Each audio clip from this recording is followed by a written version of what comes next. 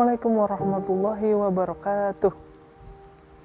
Alhamdulillahilladzi lahu ma fis samawati wa ma fil ard wa lahu hamdu fil akhirati wa huwal hakimul khabir. Ya, kawan-kawan, marilah kita panjatkan puji syukur atas hadirat Allah Subhanahu wa taala karena hingga hari ini kita masih diberikan kesehatan dan kesempatan untuk berpuasa dan menjalankan ibadah di bulan Ramadan yang suci ini dan berkah. Dua kalinya semoga salawat serta salam selalu terlimpah curahkan pada junjungan besar kita, suri tauladan umat Islam, Nabi Muhammad SAW. Ya, kawan-kawan, tidak terasa sekarang sudah sampai di tanggal 11 Ramadan. Kalau kita hitung ini hampir 2 minggu dan hampir memasuki setengah dari bulan Ramadan. Pertanyaannya, kita sebagai generasi muda sudah apa saja yang sudah kita lakukan dari tanggal awal bulan Ramadan itu hingga 11 Ramadan ini. Jangan bilang kalau kita cuma puasa itu cuma untuk tiduran saja, malas-malasan, tidak mengerjakan sesuatu. Justru kita akan merugi, kawan. Kenapa? Karena di bulan Ramadan ini banyak sekali berkah-berkah. Salah satunya adalah dilipat gandakannya pahala. Katakanlah seperti ini. Dalam sebuah hadis katakan bahwa membaca satu huruf saja di dalam Al-Quran itu maka akan dilipat gandakan 10 kali lipat. Maka apabila mana kita tidak melaksanakannya, sungguh kita telah merugi. Terus selanjutnya, pilihan semua ada di tangan kita. Apakah kita mau seperti ini? Seperti ini? Atau seperti ini? Nah, semua itu semua adalah tanggung jawab kita masing-masing. Bagaimana kita harus mengelola diri kita, menjaga keimanan dan keistiqomahan di bulan Ramadan ini. Banyak sekali permasalahan pada umat sekarang ini. Salah satunya adalah cobaan yang mendera kita, yaitu adalah pandemi virus corona yang sehingga hari ini masih belum diangkat oleh Allah SWT. Banyak orang salah memaknai, salah satunya adalah tidak adanya sholat tarawih. Bukan berarti kita tidak harus sholat. Kita harusnya tetap menjalankan ibadah sholat tarawih. Meskipun itu kita hanya bisa menjalankan bersama keluarga di rumah, sholat berjamaah di rumah. Karena itu salah satu hal yang harus kita perjuangkan, menjaga keimanan kita. Lalu selanjutnya, sekarang ini banyak sekali orang yang berpuasa hanya sekedar berpuasa, seakan-akan itu hanya menggugurkan kewajiban belaka. Misalkan contohnya seperti ini.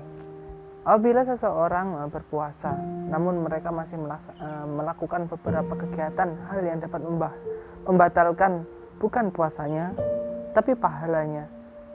Dan banyak sekali orang yang tidak sadar. Kenapa? Salah satunya adalah perbuatan yang membatalkan puasa ini adalah apa? Tahu? Nah, salah satunya adalah berdusta, bohong. Membohongi seseorang itu juga termasuk mengurangi pahala dalam berpuasa. Bergunjing.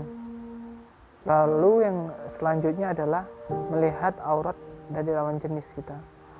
Bahkan sebenarnya kita pun melihat aurat dari laki-laki ke laki-laki yang lain sebenarnya dalam Islam tetap dilarang, karena batas aurat tetaplah namanya aurat. Daripada itu, maka kita berpuasa itu bukan hanya untuk menahan lapar. Sangat rugi kalau kita hanya puasa hanya untuk merasa lapar, namun kita tidak dapat mendapat pahala yang diberikan atau yang dijanjikan oleh Allah Subhanahu wa taala. Harusnya kita tahu makna dari puasa itu sendiri. Antara lain adalah menjaga hawa nafsu. Kita dilatih untuk berpuasa itu bukan untuk menahan rasa ingin makan, tapi untuk menahan hawa nafsu kita, ego kita, keinginan akan duniawi ini. Jadi apapun segala hal yang dapat membatalkan puasa maupun membatalkan pahalanya, maka kita harus menghindarinya.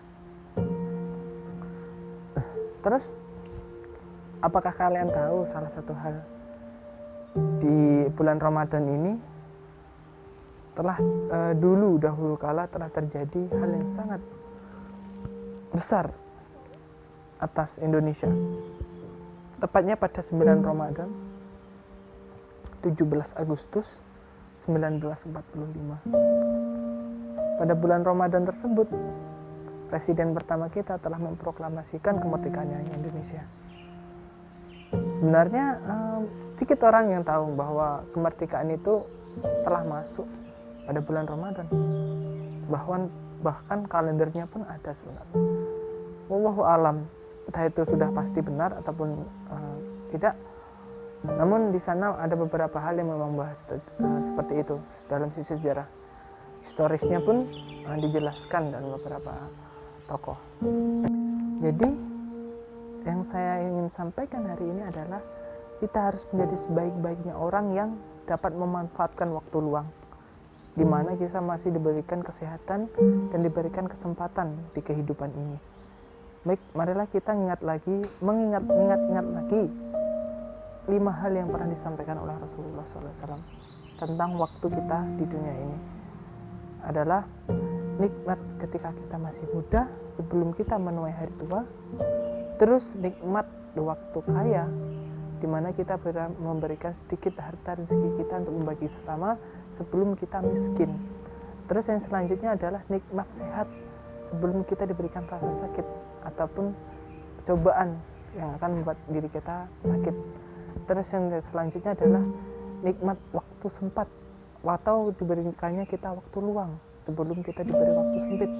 Jadi katakanlah kita sebagai mahasiswa mungkin akan bagus bila kita mengingat-ingat waktu ini. Karena kebanyakan mahasiswa sekarang itu ngerjainnya mepet-mepet ya. Oke, yang terakhir adalah nikmat semasa kita hidup.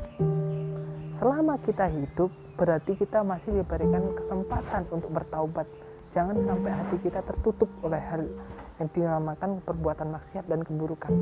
Karena hal itu kalau kita terus-teruskan dan biasakan, selama kita berbuatan buruk terus, maka itu akan melemahkan hati kita. Maka nikmat hidup ini jangan sampai disia-siakan sebelum waktu kita diberikan kematian. Wallahu alam, karena hanya Allah yang tahu kapan kita akan dijemput dan kapan kita akan dipanggil. Dalam keadaan seperti apa, maka kita lebih bagus lagi untuk mempersiapkan diri sebaik mungkin. Tetap semangat, jangan sampai kalah dengan yang namanya maksiat, perbuatan dosa, hindari larangan Allah Subhanahu wa taala. Niscaya perbuatan baik akan mendatangkan kebaikan pada diri kita.